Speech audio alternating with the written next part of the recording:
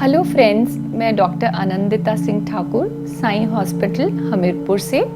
आज हम बात करेंगे एक बहुत रिक्वेस्टेड टॉपिक के बारे में, जो कि है पॉलीसिस्टिक ओवेरियन डिजीज़ या पॉलीसिस्टिक ओवेरियन सिंड्रोम या पीसीओ। अक्सर हम देखते हैं ओपीडी में एक अल्ट्रासाउंड फाइल के साथ लोग बहुत ही वरिड आते हैं और यंग गर्ल्स के साथ आते हैं अपने टीनेजर बच्चों के साथ पॉलीसिस्टिक ओवरी की रिपोर्ट के साथ।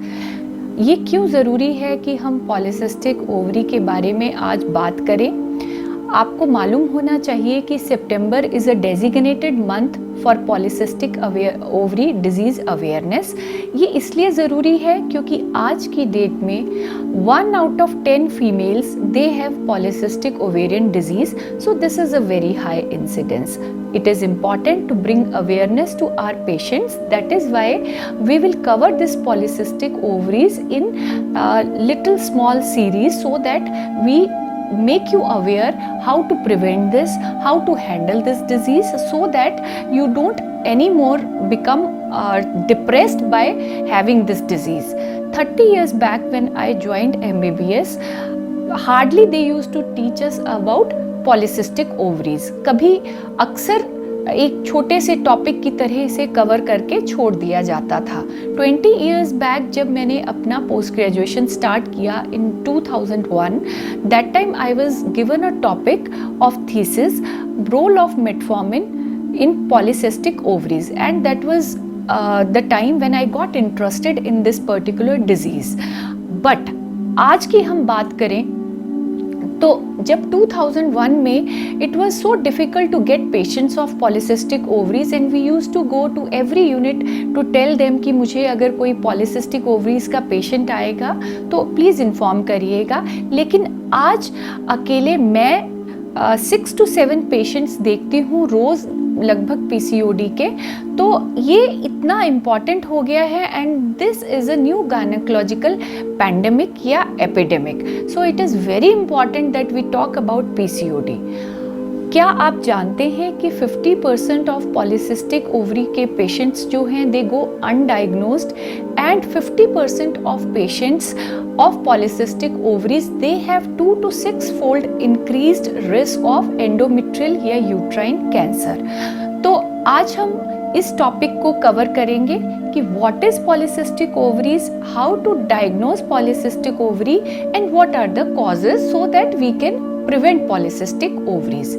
आप सबको मालूम है कि एक नॉर्मल ओवेरियन साइकिल में पहले 14 डेज में एक एग बनता है जो कि हमारा 18 to 20 मिलीमीटर्स का होता है, लेकिन ये प्रक्रिया पॉलीसिस्टिक ओवरीज में नहीं होती है। बहुत सारे फॉलिकल्स डेवलप होना शुरू होते हैं लेकिन उसमें से एक भी मैच्योर नहीं होता और अपने प्रॉपर साइज पे नहीं पहुंचता, और उसी तरीके से वो हार्मोन एकदम हमारे हार्मोन्स डाउन नहीं जाते, तो नेक्स्ट 14 डेज में वो एग रप्चर होके रिलीज नहीं होता, तो वो हार्मोनल ब्रेक की वजह से हमें मेंसेस टाइम पे नहीं आते हैं, तो whole ovarian cycle is disrupted. अब बात करें इसके साइंस और सिम्टम्स के बारे में। पॉलीसिस्टिक ओवरीज का पेशेंट सबसे पहले इम्पॉर्टेंट एक सिम्टम के साथ प्रेजेंट करता है ओपीडी में, वो होता है इर्रेगुलर पीरियड्स। इर्रेगुलर पीरियड्स का मतलब है आपके साइकिल्स शॉर्ट हो सकते हैं, आपके साइकिल प्रोलॉन्ग्ड हो सकते हैं, मोर देन 35 डेज का साइकिल हो सकता है, आपको पीरियड्स में ब्लीडिंग कम हो सकती है या हैवी हो सकती है, या बहुत आपको क्लॉट्स पास हो सकते हैं। सेकेंड इम्पॉर्टेंट इसका साइन सिम्टम है वेट गेन या डिफ़िकल्टी टू लूज वेट। आप ऐसा अक्सर आके कहते हैं कि मैम मैं तो कुछ खाती ही नहीं, 2 चपाती खाते हैं या हवा भी मुझे लग जाती है, I am not able to lose weight by doing exercise. तो अक्सर हमारा ध्यान अगर पीरियड्स इरेगुलर हैं और वेट गेन है तो पॉलीसिस्टिक ओवरीज की तरफ जाता है। Then third important point is sign and symptoms of male pattern hormone excess. इसका मतलब ये है कि आपके शरीर में जो एक मेल हार्मोन्स होते हैं जैसे टेस्टोस्टेरोन टेस्टोस्टेरोन या एंड्रोजन्स जो होते हैं उनके एक्सेस हार्मोन होने की वजह से वो साइंस और सिम्टम्स आने लगते हैं, जैसे चेहरे पे आवश्यकता से ज़्यादा बाल होना या शरीर पे आवश्यकता से ज़्यादा बाल होना, आवाज़ का भारी होना और स्कैल्प का हेयर लॉस होना। ये सब जो है वो मेल पैटर्न हार्मोन एक्सेस के साइंस और सिम्टम हैं। कई बार पेशेंट इस तरीके के सिम्टम्स के साथ भी आते हैं। अब हम एडल्ट एज की बात करें तो पेशेंट प्रेजेंट करता है हमारे पास इनफर्टिलिटी या डिफ़िकल्टी टू कंसीव के साथ। उनके पीरियड्स रेगुलर नहीं होते हैं, साइकिल्स एनओवुलेटरी या ओवुलेटरी या एग अच्छे से नहीं बनता है तो वो कंसीव नहीं कर पाते हैं। फिफ्थ इम्पॉर्टेंट पॉइंट जो पेशेंट प्रेजेंट करता है, चूँकि पीरियड्स टाइम पे नहीं आते हैं तो they become very irritable, specially young girls. बहुत सारे मूड चेंजेस होते हैं, they are depress, they are not able to lose weight, और वो अपनी क्लास में या अपने स्कूल में थोड़ा सा आउटकास्ट सा फील करते हैं कि हमारे चेहरे पे बाल हैं, we have to get rid of them. Some young girls they have to literally shave off their hairs every second और third day. So this becomes very difficult for them to handle this disease. अब इसका diagnosis कैसे होता है? तो world wide PCOD को diagnose करने के लिए एक क्राइटेरिया है, रॉटरडैम क्राइटेरिया, जिसके अंडर हम 3 चीज़ें डिस्कस करते हैं. पहला है साइंस ऑफ एनोवुलेशन. इसका मतलब है अगर आपके पीरियड्स रेगुलर नहीं है तो इसका मतलब आपका अंडा टाइम पे नहीं बनता, and it itself is like it makes you aware that you are not ovulating or your cycles are anovulatory. Second is signs of male pattern hormone excess. इसमें हम क्लिनिकल मतलब मैं, अगर आप मेरी ओपीडी में आएंगे तो मैं आपका एक जनरल चेकअप करूंगी जिसमें मुझे आपके चेहरे पे बाल या बॉडी पे बॉडी हेयर्स चेक करके मुझे उसको स्कोर करना रहता है कि क्या वो एक्सेस हैं, क्या आपके नेक के पीछे डार्क पैचेस हैं जिसे हम एकैंथोसिस नाइग्रिकेंस कहते हैं, या आपकी आवाज़ भारी है, या आपके जो है वो हेयर लॉस बहुत ज़्यादा हो रहा है. तो ये क्लिनिकल सिम्टम्स हैं मेल पैटर्न हार्मोन्स के. उसके अलावा कुछ बायोकेमिकल टेस्ट्स हैं जो मैं ऑर्डर करूंगी आपको डायग्नोस करने के लिए, जैसे कि फ्री टेस्टोस्टेरोन हो गया, एंड्रोजन इंडेक्स हो गया, आपके बॉडी में LH FSH की मात्रा कितनी है और उसका रेशो कितना है. फिर उसके अलावा आपका DHEAS या एंड्रोस्टेनडायोन, कुछ ऐसे हार्मोन्स होते हैं जो मेल में ज़्यादा पाए जाते हैं, तो हम इनकी मात्रा चेक करते हैं. अगर वो ज़्यादा है तो वो इटसेल्फ एक क्राइटेरिया आता है कि आप पॉलीसिस्टिक ओवरीज की तरफ जा रहे हैं. फिर हम अल्ट्रासाउंड करते हैं, और अल्ट्रासाउंड में अगर आपकी ओवरीज का वॉल्यूम एक्सेस है, आपकी ओवरीज बल्की है, वॉल्यूम 10 cc से ज़्यादा है, या हर ओवरी में more than 20 follicles around 8 to 10 millimetre से नीचे अगर हैं, तो वो भी एक क्राइटेरिया है पॉलीसिस्टिक ओवरीज का. अब इसमें से इन 3 क्राइटेरिया में से एनोवुलेशन, मेल पैटर्न एक्सेस और अल्ट्रासाउंड, इन 3 में से अगर 2 क्राइटेरिया आप फुलफिल कर रहे हैं तो पॉलीसिस्टिक ओवरीज आपको श्योर शॉट है. अब बात करेंगे कॉजेस के बारे में. Causes most important is genetic. ऐसा कई बार देखा गया है कि कुछ बहनों में, अगर आपकी सिस्टर को पॉलीसिस्टिक ओवरीज है या मदर को पॉलीसिस्टिक ओवरीज है, या हम जो एक सेम जीन कैरी करते हैं, हमारी एक सेम जीन जेनेटिक लीनिएज है, तो हम में पॉलीसिस्टिक ओवरीज अगर कॉमन है तो हम सब में पॉलीसिस्टिक ओवरीज या किसी में ज़्यादातर पॉलीसिस्टिक ओवरीज देखने को मिलता है उन बहनों में या सिस्टर्स में या मदर एंड डॉटर में. लेकिन मेरा ओपिनियन कुछ डिफरेंट है, क्योंकि मैं ऐसा समझती हूँ कि बहुत पहले हमारी मदर्स को या हमारी ग्रैंड मदर्स को पॉलीसिस्टिक ओवेरियन डिजीज़ नहीं थी.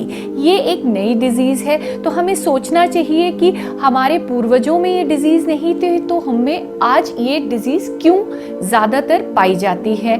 तो सेकंड इम्पॉर्टेंट कारण है इसका पुअर लाइफस्टाइल। पुअर लाइफस्टाइल का मतलब है कि सिडेंट्री।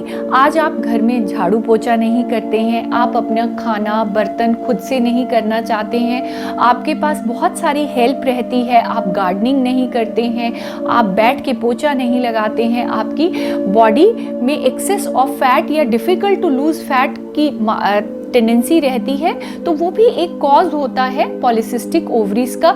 इवन रॉन्ग या फॉल्टी डाइट भी एक कारण है पॉलीसिस्टिक ओवरीज का। बहुत सारा फैटी फूड हो गया, प्रिजर्वेटिव युक्त फूड हो गया, या बहुत सारे पैकेज्ड फूड जब हम खाते हैं तो वो भी हमारी ओवरीज को खराब कर देता है कुछ हद तक। फिर है जो बहुत इम्पॉर्टेंट है स्ट्रेस। आज की डेट में हर किसी को स्ट्रेस है, बच्चों को स्ट्रेस है, यंग एडल्ट्स को स्ट्रेस है, एक 40 इयर्स ओल्ड फीमेल को स्ट्रेस है। You know we all are stressed a lot, और वो ये भी एक कारण माना गया है पॉलीसिस्टिक ओवरीज का। उसके अलावा एक कारण है lack of good sleep. We are not sleeping properly, we are always stuck to our screens. हम टीवी, मोबाइल और बहुत सारा लैपटॉप यूज़ कर रहे हैं, जिससे हमारी स्लीप जो है वो डिस्टर्ब हो गई है। And lack of good sleep is also one of the reason for having polycystic ovaries. So here basic culprit is insulin resistance. ये इंसुलिन रेजिस्टेंस क्या होता है?